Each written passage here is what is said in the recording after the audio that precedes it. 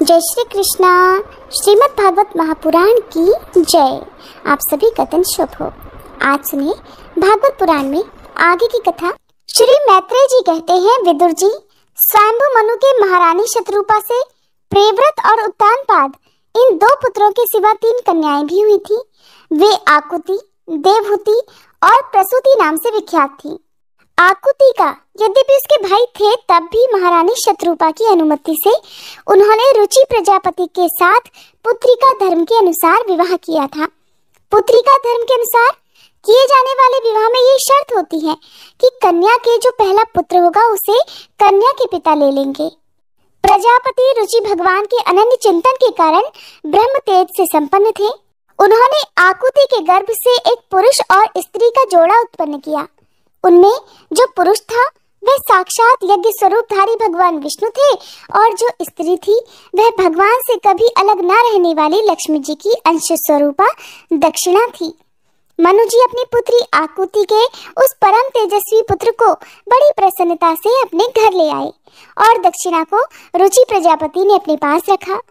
जब दक्षिणा विवाह के योग्य हुई तब उसने यज्ञ भगवान को ही पति रूप में प्राप्त करने की इच्छा की। तब भगवान यज्ञ पुरुष ने उससे विवाह किया। इससे दक्षिणा को बड़ा संतोष हुआ। भगवान ने प्रसन्न होकर उससे 12 पुत्र उत्पन्न किए। उनके नाम हैं तोष, प्रतोष, संतोष, भद्र, शांति, इडस्पति, इग्म, कवि, विभु, स्वहर, सुदेव और रोचन। यही स्वयंभू मनवंतर में तुषित नाम के देवता हुए। उस मनवंतर में मरीचि आदि सप्तऋषि थे। भगवान यज्ञ ही देवताओं के अधीश्वर इंद्र थे और महान प्रभावशाली प्रियव्रत और उत्तानपाद मनुपुत्र थे। वह मनवंतर उन्हीं दोनों के बेटों, पोतों और दहित्रों के वंश से छा गया।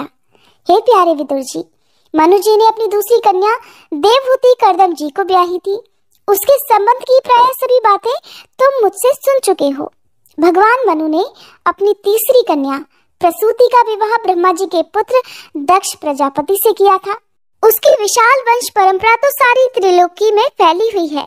मैं कर्दम जी की 9 कन्याओं का, जो 9 ब्रह्म ऋषियों से ब्याही गई थी, पहले ही वर्णन कर चुका हूँ। अब उनकी वंश परंपरा का वर्णन करता हूँ, ध्यान पूर्वक सुनो। मरीचि ऋषि की पत्नी कर्दम जी की बेटी कला से कश्यप और पूर्णिमा नामक 2 पुत्र हुए, जिनके वंश से ये सारा जगत भरा हुआ है। शत्रुतापन विदुर जी, पूर्णिमा के विरज और विश्वग नाम के 2 पुत्र तथा देवकुल्या नाम की एक कन्या हुई। वही दूसरे जन्म में श्री हरि के चरणों के धोवन से देव नदी गंगा के रूप में प्रकट हुई। अत्रि की पत्नी अनुसुईया से दत्तात्रेय, दुर्वासा और चंद्रमा नाम के 3 परम यशस्वी पुत्र हुए। ये क्रमशः भगवान विष्णु, शंकर और ब्रह्मा जी के अंश से उत्पन्न हुए थे।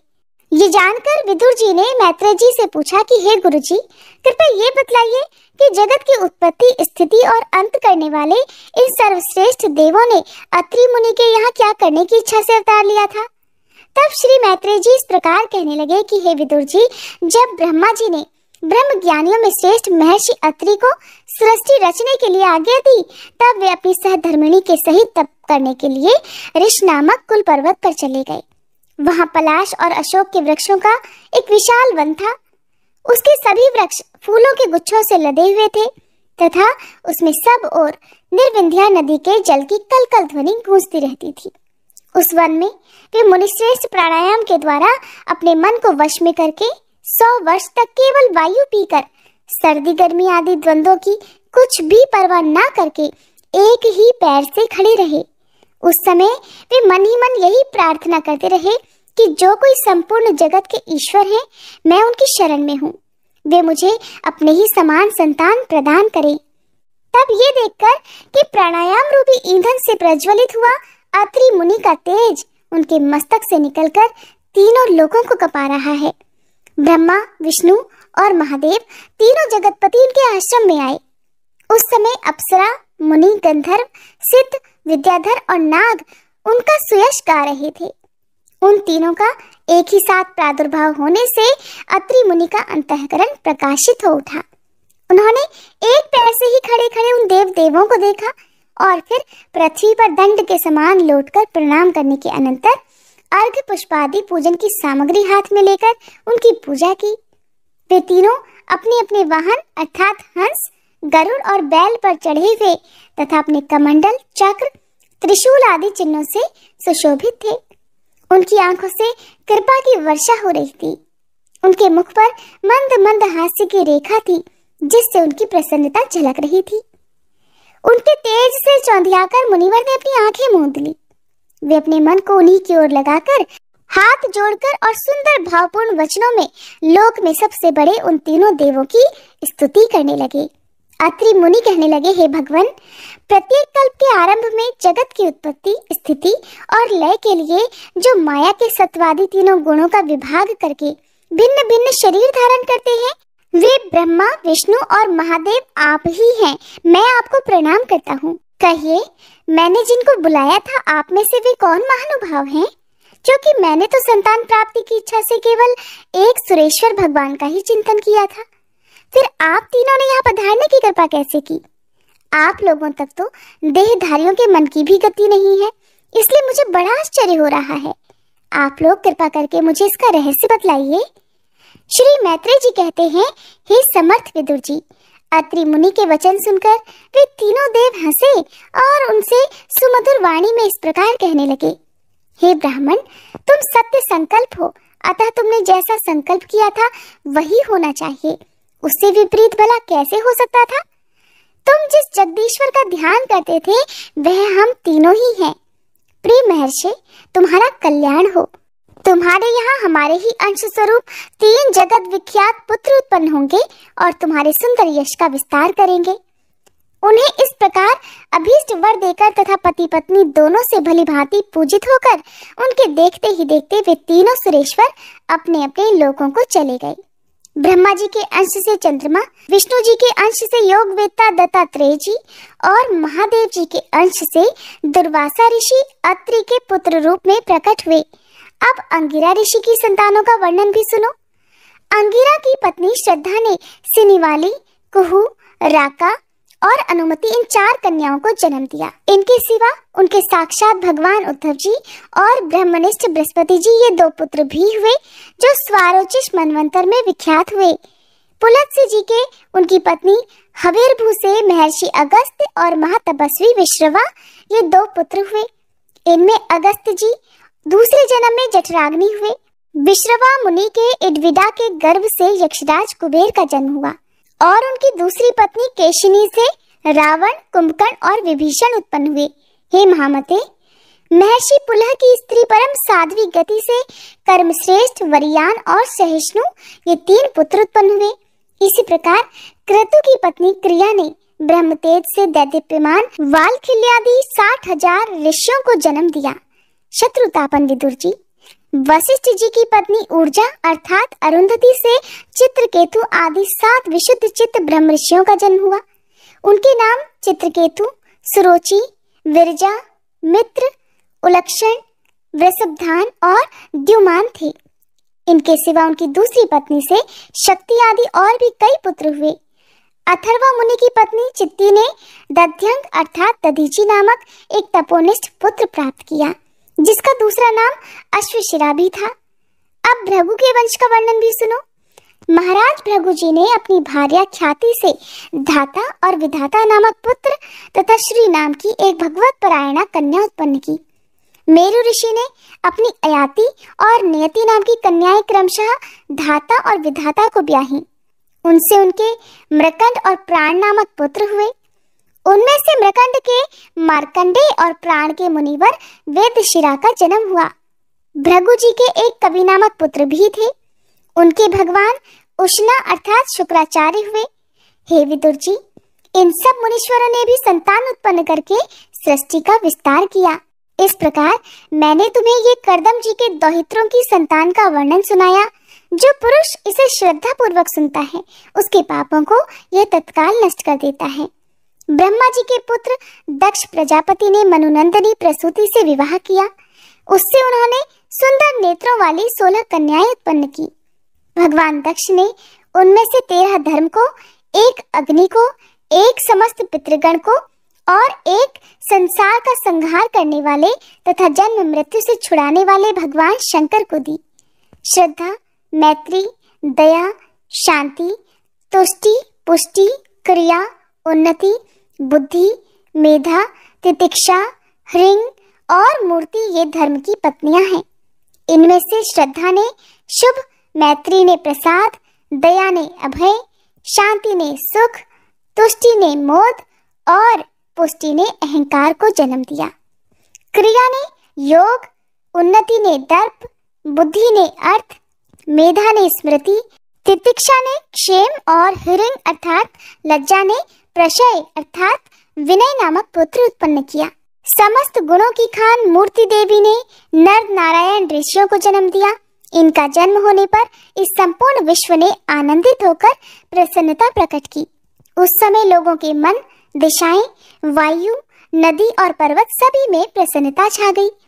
आकाश में मांगलिक बाजे बजने लगे, देवतागण फूलों की वर्षा करने लगे, मुनि प्रसन्न होकर स्तुति करने लगे, गंधर्व और किन्नर गान गाने लगे, अप्सराएं नाचने लगी। इस प्रकार उस समय बड़ा ही आनंद मंगल हुआ तथा ब्रह्मादि समस्त देवता स्तोत्रों द्वारा भगवान की स्तुति करने लगे।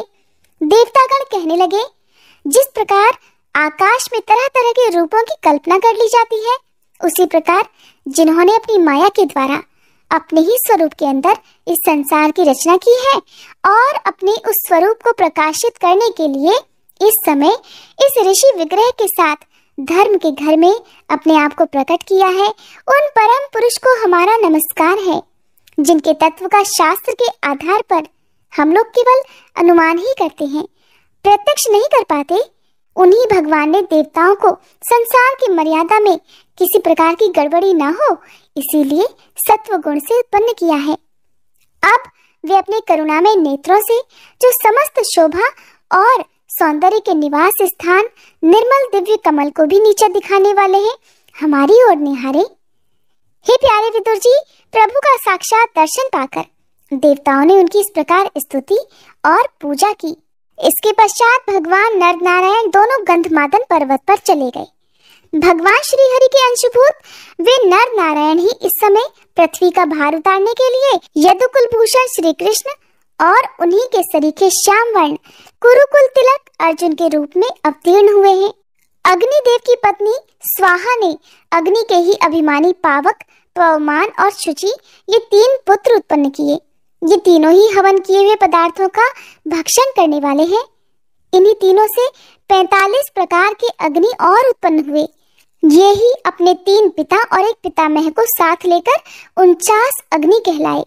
वेदज्ञ ब्राह्मण वैदिक यज्ञ कर्म में जिन 49 अग्नियों के नामों से आग्नेय इष्टिया करते हैं, ये वही हैं: अग्निपात, बृहिष्ट, सोमप और आजप। ये पितर हैं, इनमें साग्निक भी है और निरग्निक भी है। इन सब पितरों की पत्नी दक्ष कुमारी स्वधा है।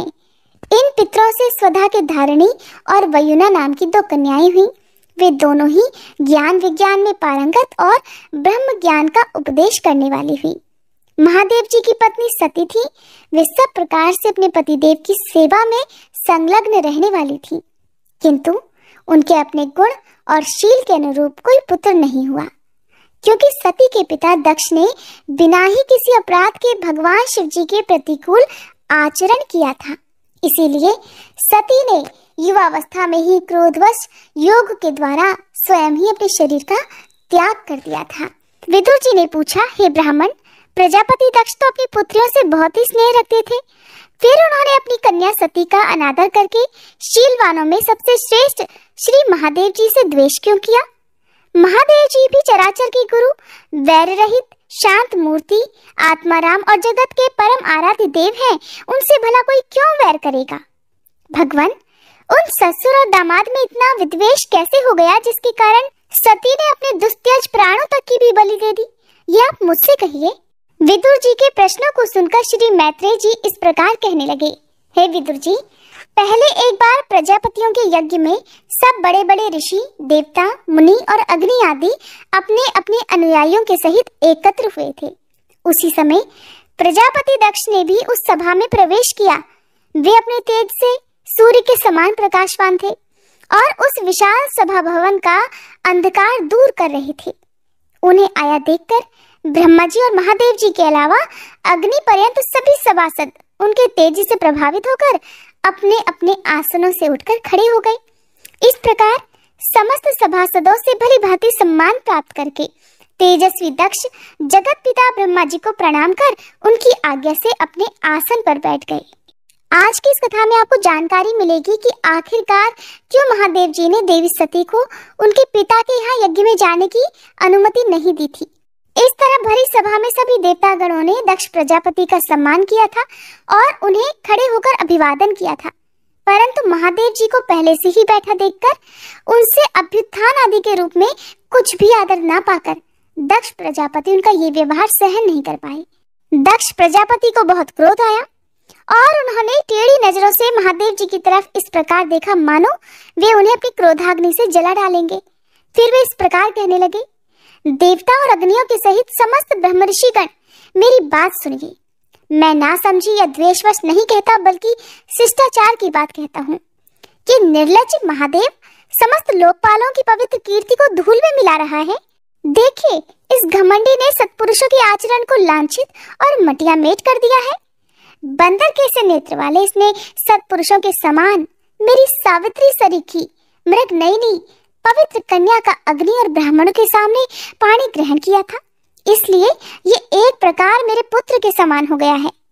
उचित तो ये था कि ये उठकर मेरा स्वागत करता, मुझे प्रणाम करता, परंतु इसने वाणी से भी मेरा सत्कार नहीं किया। हाय, जिस प्रकार शूद्र को कोई वेद पढ़ा दे, उसी प्रकार मैंने इच्छा ना होते हुए भी सब कुछ जानते हुए भी अपनी सुकुमारी कन्या इसे दे दी। इसने तो सत्कर्म का लोभ ही कर दिया। ये सदा पवित्र रहता है, बड़ा घमंडी है और धर्म की मर्यादा को तोड़ रहा है। और ये तो प्रेतों के निवास स्थान भयंकर शमशानों में भूत प्रेतों को साथ लेकर घूमता रहता है। पूरे पागल की तरह सिर के बाल बिखेरे नंग धड़ंग भटकता है, कभी हंसता है कभी रोता है। ये सारे शरीर पर चिता की अपवित्र भस्म लपेटे रहता है, गले में भूतों के पहनने योग्य नरमुंडों की माला और सारे शरीर में हड्डियों के गहने पहना रहता है। ये तो बस नाम भर का ही शिव है, वास्तव में है पूरा अशिव, अमंगल रूप। जैसे ये स्वयं मतवाला है वैसे ही इसे मतवाले ही प्यारे लगते हैं। भूत प्रेत प्रमथ आदि निरे तमोगुणी स्वभाव वाले जीवों का तो ये नेता है।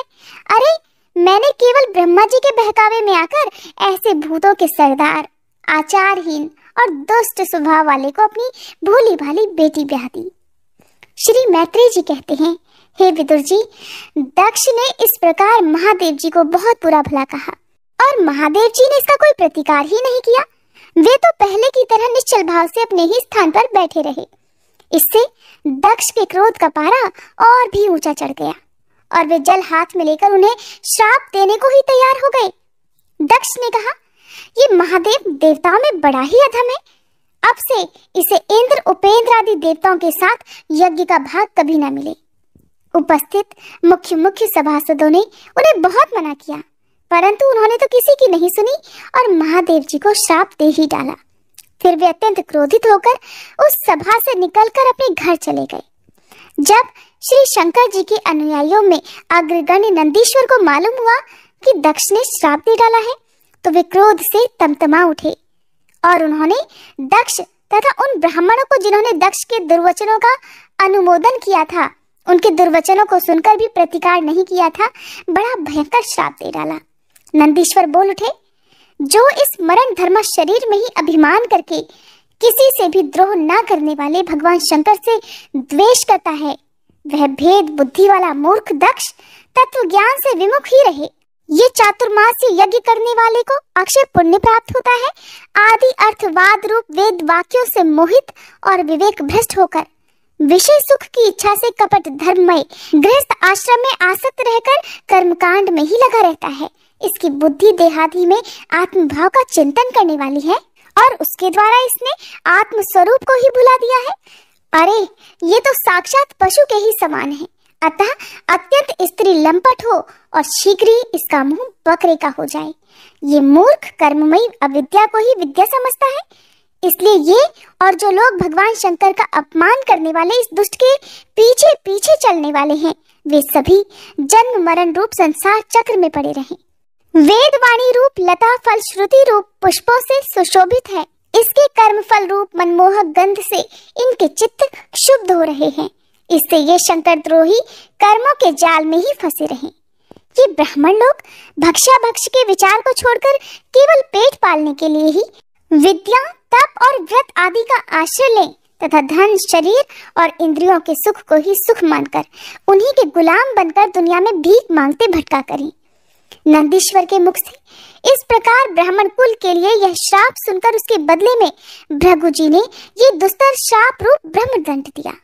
जो लोग शिव भक्त हैं और जो उन भक्तों के अनुयायी हैं, वे सत्य शास्त्रों के विरुद्ध आचरण करने वाले और पाखंडी हों।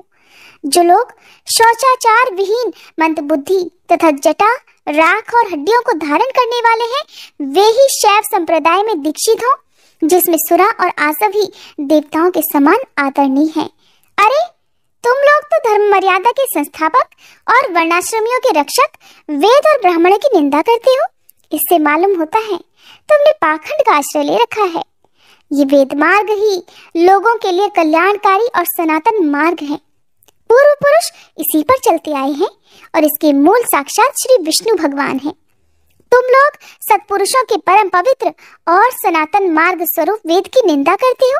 इसीलिए अब उस पाखंड मार्ग में जाओ जिसमें भूतों के सरदार तुम्हारे इष्ट देव निवास करते हैं।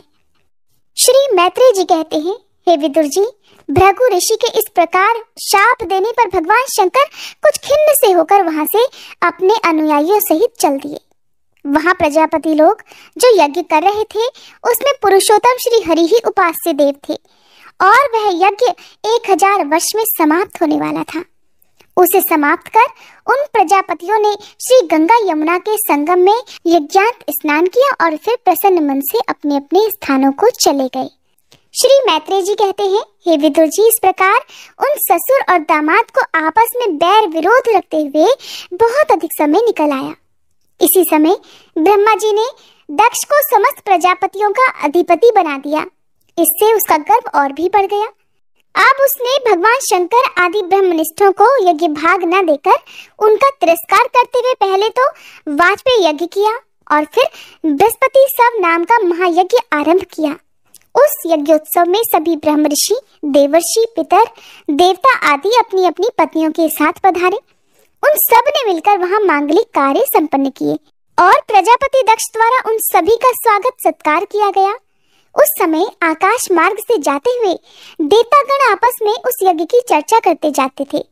उनके मुख से दक्ष कुमारी सती ने अपने पिता के घर होने वाली यज्ञ की बातें सुन ली। उन्होंने देखा हमारे निवास स्थान कैलाश के पास से होकर सब ओर से चंचल नेत्रों वाली गंधर्व और यज्ञों की स्त्रियां चमकीले कुंडल और हार पहने खूब सज धज कर अपने अपने पतियों के साथ विमानों पर बैठी उस यज्ञोत्सव में जा रही है।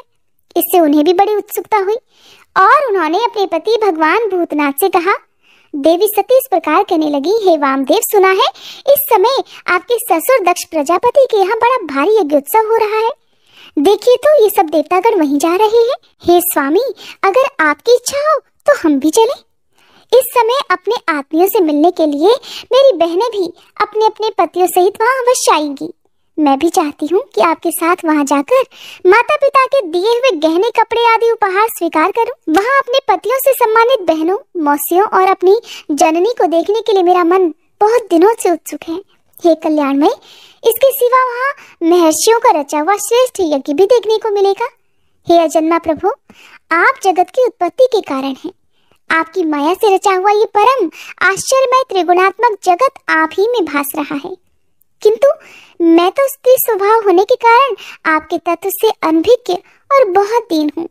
इसलिए इस समय अपनी जन्मभूमि देखने की मेरी बहुत इच्छा हो रही है।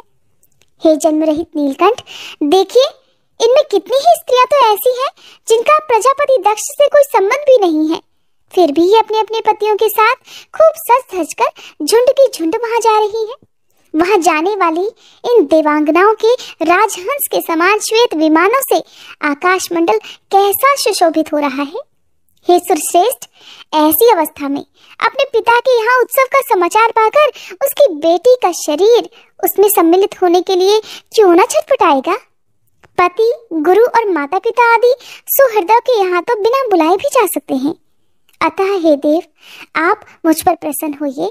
आपको मेरी ये इच्छा तो अवश्य पूर्ण करनी ही चाहिए। आप बड़े करुणामय हैं, तभी तो परम ज्ञानी होकर भी आपने मुझे अपने आधे अंग में स्थान दिया है। आप मेरी इस याचना पर ध्यान देकर मुझे अनुग्रहित कीजिए।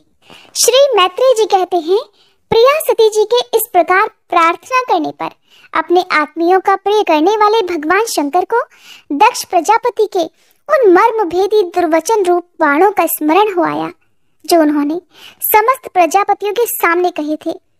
तब वे हंसकर मुस्कुराकर इस प्रकार कहने लगे। भगवान शंकर कहने लगे, हे सुंदरी, तुमने जो कुछ भी कहा कि अपने बंधुजनों के यहाँ तो बिना बुलाए भी जा सकते हैं, ये तो बिल्कुल ठीक है, किंतु ऐसा तभी करना चाहिए जब उनकी दृष्टि अतिशय प्रबल देहाभिमान से उत्पन्न हुए मद और क्रोध के कारण द्वेष और रोष से युक्त न हो गई हो।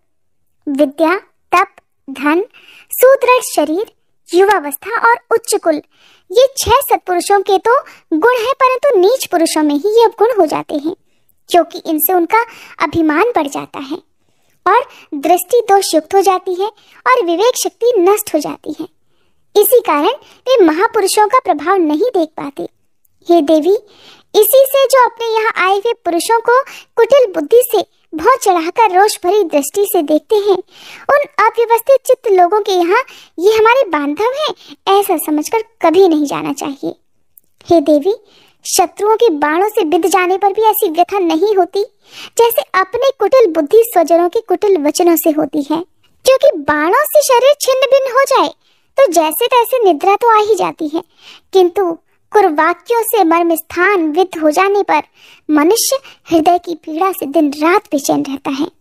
इसीलिए कहते हैं कि कोई भी शब्द सोच विचार कर ही मुंह से निकालने चाहिए। हे सुंदरी, अवश्य ही मैं ये जानता हूँ कि तुम परमोन्नति को प्राप्त हुए दक्ष प्रजापति को अपनी कन्याओं में सबसे अधिक प्रिय हो। फिर भी मेरी आश्रिता होने के कारण तुम्हें अपने पिता से मान नहीं मिलेगा, क्योंकि वह मुझसे बहुत जलते हैं। जीव की चित्त वृत्ति के साक्षी अहंकार शून्य महापुरुषों की समृद्धि को देखकर जिसके हृदय में संताप और इंद्रियों में व्यथा होती है, वह पुरुष उनके पद को तो सुगमता से प्राप्त कर ही नहीं सकता। बस दैत्यगण जैसे श्री हरि से द्वेष मानते हैं, वैसे ही उनसे कुढ़ता रहता है। हे देवी, तुम कह सकती हो कि आपने प्रजापतियों की सभा में उनका आदर क्यों नहीं किया। सो ये सम्मुख जाना, नम्रता दिखाना, प्रणाम करना आदि क्रियाएं जो लोक व्यवहार में परस्पर की जाती है, तत्व ज्ञानियों के द्वारा बहुत अच्छे ढंग से की जाती हैं। वे अंतर्यामी रूप से सबके अंतःकरणों में स्थित परम पुरुष वासुदेव को ही प्रणाम आदि करते हैं, देहाभिमानी पुरुष को नहीं करते। विशुद्ध अंतःकरण का नाम ही वसुदेव है, क्योंकि उसी में भगवान वासुदेव का अपरोक्ष अनुभव होता है। उस शुद्ध चित्त में स्थित इंद्रियातीत भगवान वासुदेव को ही मैं नमस्कार किया करता हूँ।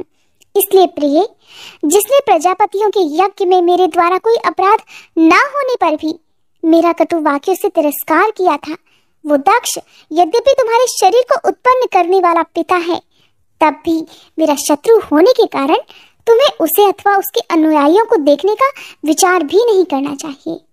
हे देवी, यदि तुम मेरी बात ना मानकर वहां जाओगी तो तुम्हारे लिए अच्छा नहीं होगा, क्योंकि जब किसी प्रतिष्ठित व्यक्ति का अपने आत्मीय जनों द्वारा अपमान होता है, तब वह तत्काल उसकी मृत्यु का कारण हो जाता है।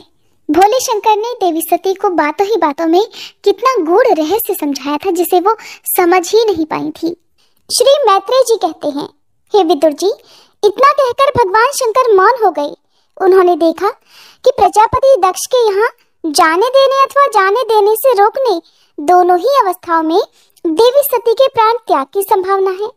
इधर सती जी भी कभी बंधुजनों को देखने जाने की इच्छा से बाहर आती और कभी भगवान शंकर रुष्ट न हो जाए, इस शंका से फिर वापस लौट जाती। इस प्रकार कोई एक बात निश्चित ना कर सकने के कारण वे दुविधा में पड़ गई, चंचल हो गई। बंधुजनों से मिलने की इच्छा में बाधा पड़ने से वे बड़ी अनमनी सी हो गई। स्वजनों के स्नेहवश उनका हृदय भर आया और आंखों में आंसू भरकर अत्यंत व्याकुल होकर रोने लगी। उनका शरीर थर-थर कांपने लगा और वे अप्रतिम पुरुष भगवान शंकर की ओर इस प्रकार रोषपूर्ण दृष्टि से देखने लगी मानो उन्हें भस्म कर देंगी।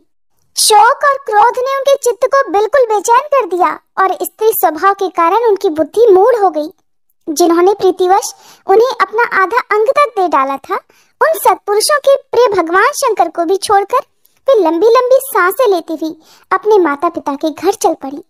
देवी सती को इस प्रकार बड़ी फुर्ती से अकेली जाते देखकर श्री महादेव जी के मणिमान और मद आदि हजारों सेवक भगवान के वाहन वृषभराज को आगे कर तथा और भी अनेकों पार्षद और यक्षों को साथ लेकर बड़ी तेजी से निर्भयता पूर्वक उनके पीछे हो लिए। उन्होंने सती को बैल पर सवार करा दिया तथा मैना पक्षी, गेंद, दर्पण और कमल आदि खेल की सामग्री, श्वेत छत्र, चंवर और माला आदि राजचिन्ह तथा दुंदुभी, शंख और बांसुरी आदि गाने बजाने के सामानों से सुसज्जित होकर वे उनके साथ चल दिए। इसके बाद देवी सती अपने समस्त सेवकों के साथ प्रजापति दक्ष की यज्ञशाला में पहुंच गई। वहां वेद ध्वनि करते हुए ब्राह्मणों में परस्पर होड़ लग रही थी कि सबसे ऊंचे स्वर में कौन बोले। सब और ब्रह्मर्षि और देवता विराजमान थे तथा जहां तहां मिट्टी, काठ, लोहे, सोने, डाब और चर्म के पात्र रखे हुए थे। वहां पहुंचने पर पिता के द्वारा देवी सती की अवहेलना होने लगी। ये देख यज्ञकर्ता दक्ष के भय से सती को माता और बहनों के सिवा किसी भी मनुष्य ने उनका कुछ भी आदर सत्कार नहीं किया।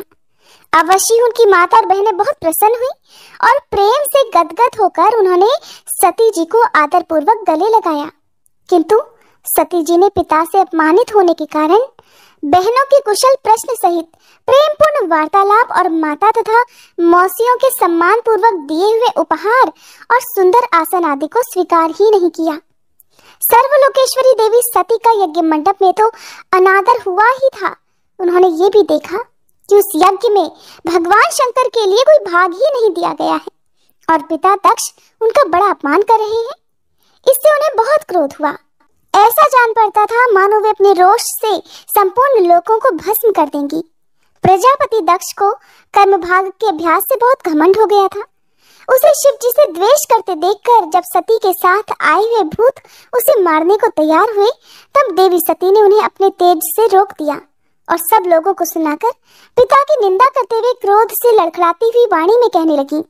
देवी सती कहने लगी, हे पिताजी, भगवान शंकर से बड़ा तो संसार में कोई भी नहीं है। वे तो सभी देवधारियों के प्रिय आत्मा हैं। उनका ना तो कोई प्रिय है ना अप्रिय, अतएव उनका किसी भी प्राणी से बैर तक नहीं है। वे तो सबके कारण और सर्वस्वरूप है। आपके सिवा और ऐसा कौन है जो उनसे विरोध करेगा? हे द्विजवर, आप जैसे लोग दूसरों के गुणों में भी दोष ही देखते हैं, किंतु कोई साधु पुरुष ऐसा नहीं करते। जो लोग दोष देखने की बात तो अलग रही, दूसरों के थोड़े से गुण को भी बड़े रूप में देखना चाहते हैं, वे सबसे श्रेष्ठ हैं। खेद है कि आपने ऐसे महापुरुषों पर भी दोषारोपण ही किया। जो दुष्ट मनुष्य इस शव रूप जड़ शरीर को ही आत्मा मानते हैं, वे यदि ईर्ष्यावश सर्वदा ही महापुरुषों की निंदा करें तो ये कोई आश्चर्य की बात नहीं है, क्योंकि महापुरुष तो उनकी इस चेष्टा पर कोई ध्यान ही नहीं देते, परंतु उनके चरणों की धूली उनके इस अपराध को न सहकर उनका तेज नष्ट कर देती है। अतः महापुरुषों की निंदा जैसा जघन्य कार्य उन दुष्ट पुरुषों को ही शोभा देता है, जिनका शिव ये दो अक्षरों का नाम प्रसंगवश एक बार भी मुख से निकल जाने पर मनुष्य के समस्त पापों को तत्काल नष्ट कर देता है और जिनकी आज्ञा का कोई भी उल्लंघन नहीं कर सकता। अहो, उन्हीं पवित्र कीर्ति मंगलमय भगवान शंकर से आप द्वेष करते हैं। अवश्य ही आप अमंगल रूप हैं। अरे, महापुरुषों के मन मधुकर ब्रह्मानंदमय रस का पान करने की इच्छा से जिनके चरण कमलों का निरंतर सेवन किया करते हैं और जिनके चरण कमल सकाम पुरुषों को उनके अभीष्ट योग भी देते हैं, उन विश्व बंधु भगवान शिव से आप वैर करते हैं। वे केवल नाम मात्र के शिव हैं। उनका वेश अशिव रूप अमंगल रूप है, इस बात को आपके सिवा दूसरे कोई देवता संभवतः नहीं जानते, क्योंकि जो भगवान शिव शमशान भूमिस्थ नरमुंडों की माला, चिता की भस्म और हड्डियां पहने जटा बिखेरे भूत पिशाचों के साथ शमशान में निवास करते हैं, उन्हीं के चरणों पर से गिरे हुए निर्मल्य को ब्रह्मा आदि देवता अपने सिर पर धारण करते हैं। यदि निरंकुश लोग धर्म मर्यादा की रक्षा करने वाले अपने पूजनीय स्वामी की निंदा करे तो अपने में उसे दंड देने की शक्ति न होने पर कान बंद करके वहां से चला जाए, और यदि शक्ति हो तो बलपूर्वक पकड़कर उस बकवास करने वाली अमंगल रूप दुष्ट जीवा को काट डाले। इस पाप को रोकने के लिए स्वयं अपने प्राण तक दे, यही धर्म है। आप भगवान नीलकंठ की निंदा करने वाले हैं, इसलिए आपसे उत्पन्न हुए इस शरीर को अब मैं नहीं रख सकती। यदि भूल से कोई निंदित वस्तु खा ली जाए तो उसे वमन करके निकाल देने से ही मनुष्य की शुद्धि बताई जाती है। जो महामुनि निरंतर अपने स्वरूप में ही रमण करते हैं, उनकी बुद्धि सर्वथा वेद के विधि निषेधमय वाक्यों का अनुसरण नहीं करती। जिस प्रकार देवता और मनुष्यों की गति में भेद रहता है, उसी प्रकार ज्ञानी और अज्ञानी की स्थिति भी एक सी नहीं होती। इसीलिए मनुष्य को चाहिए कि वह अपने धर्म मार्ग में स्थित रहते हुए भी दूसरों के मार्ग की निंदा ना करे। हे पिताजी, हमारा ऐश्वर्य अव्यक्त है, आत्मज्ञानी महापुरुष ही उसका सेवन कर सकते हैं। आपके पास वो ऐश्वर्य नहीं है, और यज्ञशालाओं में यज्ञान से तृप्त होकर प्राण पोषण करने वाले कर्मठ लोग उनकी प्रशंसा भी नहीं करते। आप भगवान शंकर का अपराध करने वाले हैं, अतः आपके शरीर से उत्पन्न इस निंदनीय देह को रखकर अब मुझे करना भी क्या है। आप जैसे दुर्जन से संबंध होने के कारण मुझे लज्जा आती है। जो महापुरुषों का अपराध करता है, उससे होने वाले जन्म को भी धिक्कार है। जिस समय भगवान शिव आपके साथ मेरा संबंध दिखलाते हुए मुझे हंसी में दाक्षायणी अर्थात दक्ष कुमारी के नाम से पुकारेंगे, उस समय हंसी को भूलकर मुझे बड़ी ही लज्जा और खेद होगा। इसलिए उसके पहले ही मैं आपके अंग से उत्पन्न इस शवतुल्य शरीर का त्याग कर दूंगी। श्री मैत्रेय जी कहते हैं, काम आदि शत्रुओं को जीतने वाले विदुर जी उस यज्ञ मंडप में प्रजापति दक्ष से इस प्रकार कहकर देवी सती मौन होकर उत्तर दिशा में धरती पर बैठ गई। उन्होंने आचमन करके पीला वस्त्र ओढ़ लिया और आंखें मूंदकर अपना शरीर छोड़ने के लिए वे योग मार्ग में स्थित हो गई। उन्होंने आसन को स्थिर कर प्राणायाम द्वारा प्राण और अपान को एक रूप करके नाभि चक्र में स्थित किया। फिर उदान वायु को नाभि चक्र से ऊपर उठाकर धीरे धीरे बुद्धि के साथ हृदय में स्थापित किया। इसके बाद अनिंदिता सती उस हृदय स्थित वायु को कंठ मार्ग से भ्रकुटियों के बीच में ले गई। इस प्रकार जिस शरीर को महापुरुषों के भी पूजनीय भगवान शंकर ने कई बार बड़े आदर से अपनी गोद में बिठाया था, दक्ष पर कुपित होकर उसे त्यागने की इच्छा से महामन स्वामिनी सती ने अपने संपूर्ण अंगों में वायु और अग्नि की धारणा की। अपने पति जगत गुरु भगवान शंकर के चरण कमल मकरंद का चिंतन करते करते सती ने और सब ध्यान भुला दिए। उन्हें उन चरणों के अलावा कुछ भी दिखाई नहीं दिया। इससे वे सर्वथा निर्दोष अर्थात मैं दक्ष कन्या हूँ ऐसे अभिमान से भी मुक्त हो गई और उनका शरीर तुरंत ही योगाग्नि से जल उठा। उस समय वहां आए हुए देवतागण आदि ने जब सती का देह त्याग रूप ये महान आश्चर्यमय चरित्र देखा, तब वे सभी हाहाकार करने लगे और वह भयंकर कोलाहल आकाश में और पृथ्वी तल पर सभी जगह फैल गया। सब और यही सुनाई देता था, हाय दक्ष के दुर्व्यवहार से कुपित होकर देवाधिदेव महादेव के प्रिया सती ने प्राण त्याग दिए। देखो सारी चराचर जीव इस दक्ष प्रजापति की ही संतान है, फिर भी इसने कैसी भारी दुष्टता की है। इसकी पुत्री शुद्ध हृदया सती सदा ही मान पाने की योग्य थी, किंतु इसने उसका ऐसा निरादर किया कि इसने प्राण त्याग दिए। वास्तव में ये दक्ष बड़ा ही असहिष्णु और ब्राह्मण द्रोही है। अब इसकी संसार में बड़ी अपकीर्ति होगी। जब इसकी पुत्री सती इसी के अपराध से प्राण त्याग करने को तैयार हुई, तब भी इस शंकर द्रोही ने उसे रोका तक नहीं। जिस समय सब लोग ऐसा कह रहे थे, उसी समय शिव जी के पार्षद सती का ये अद्भुत प्राण त्याग देखकर अस्त्र शस्त्र लेकर दक्ष को मारने के लिए उठ खड़े हुए। उनके आक्रमण का वेग देखकर भगवान भृगु ने यज्ञ में विघ्न डालने वालों का नाश करने के लिए अपहंतम रक्षा इत्यादि मंत्र का उच्चारण करते हुए दक्षिणाग्नि में आहुति देनी प्रारंभ कर दी। अर्धवर्यु भृगु ने जैसे ही आहुति छोड़ी कि यज्ञ कुंड से ऋषु नाम के हजारों तेजस्वी देवता प्रकट हो गए। उन्होंने अपनी तपस्या के प्रभाव से चंद्रलोक प्राप्त किया था। उन ब्रह्म तेज संपन्न देवताओं ने जलती हुई लकड़ियों से आक्रमण किया तो समस्त गुह्यक और प्रथम गण इधर उधर भाग खड़े हुए। श्री मैत्रेय जी कहते हैं, महादेव जी ने जब देवर्षि नारद के मुख से सुना कि अपने पिता दक्ष से अपमानित होने के कारण देवी सती ने प्राण त्याग दिए हैं और उसकी यज्ञ वेदी से प्रकट हुए रिभुओं ने उनके पार्षदों की सेना को मारकर भगा दिया है, तब उन्हें बड़ा ही क्रोध आया। उन्होंने उग्र रूप धारण कर क्रोध के मारे होठ चबाते हुए अपनी एक जटा उखाड़ ली, जो बिजली और आग की लपट के समान दीप्त हो रही थी, और सहसा खड़े होकर बड़े गंभीर अट्टहास के साथ ही उसे पृथ्वी पर पटक दिया। उससे तुरंत ही एक बड़ा भारी लंबा चौड़ा पुरुष उत्पन्न हुआ। उसका शरीर इतना विशाल था कि वह स्वर्ग को स्पर्श कर रहा था। उसके हजारों भुजाएं थी, मेघ के समान श्याम वर्ण था, सूर्य के समान जलते हुए 3 नेत्र थे, विकराल दाढ़ें थी और अग्नि की ज्वालाओं के समान लाल लाल जटाएं थी। उसके गले में नरमुंडों की माला थी और हाथों में तरह तरह के अस्त्र शस्त्र थे। जब उसने हाथ जोड़कर पूछा, हे भगवान, मैं क्या करूं?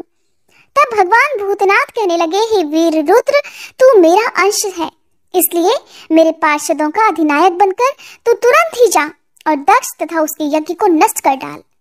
प्यारे विदुर जी, जब देवाधिदेव भगवान शंकर ने क्रोध में भरकर ऐसी आज्ञा दी, तब वीरभद्र उनकी परिक्रमा करके चलने को तैयार हो गए। उस समय उन्हें ऐसा मालूम होने लगा कि मेरे वेग का सामना करने वाला इस संसार में कोई नहीं है और मैं बड़े से बड़े वीर का भी वेग सहन कर सकता हूँ। वे भयंकर सिंहनाद करते हुए एक अति कराल त्रिशूल हाथ में लेकर दक्ष के यज्ञ मंडप की ओर दौड़ पड़े। उनका त्रिशूल संसार संहारक मृत्यु का भी संहार करने में समर्थ था। भगवान रुद्र के और भी बहुत से सेवक गर्जना करते हुए उनके पीछे पीछे हो लिए। उस समय वीरभद्र के पैरों के नुपुर आदि आभूषण झनन झनन बजते जाते थे।